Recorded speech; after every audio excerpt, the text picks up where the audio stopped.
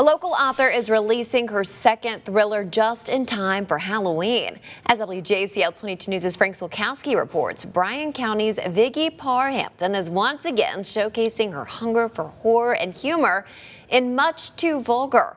And the book is already ranked #1 on Amazon this afternoon.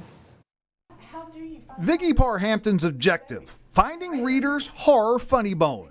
I think that horror and humor are two sides of the same coin, and it's kind of like riding a roller coaster. Anybody who has ridden a roller coaster knows that you need to go up before you can come down.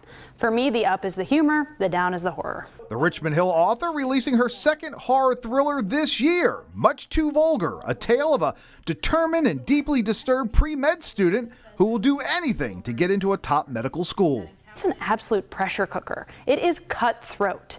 And I wanted to see what happened if you put a character who was already a little bit disturbed in that environment and just see what happens. The backdrop for Much Too Vulgar, a familiar location, Georgetown University, where Hampton herself spent 4 years getting a degree in biology. I got really interested in the history of the university. It's nearly 300 years old, and that comes with its fair share of ghosts.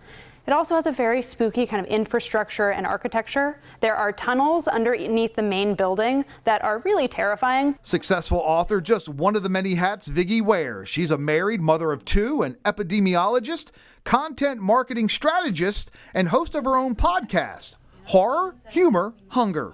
I think people have a misconception that horror is all blood and guts and monsters and ghosts, but that couldn't be further from the truth. There are so many different subgenres of horror, and also horror is in everything from romance to fairy tales.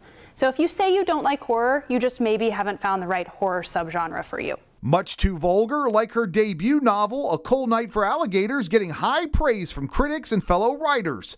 Motivation as Hampton continues to use the pen to pursue her passion for writing. With my first book, A Cold Night for Alligators, it was more of a supernatural type of thriller, something that couldn't really happen. I wanted to explore something that could really happen.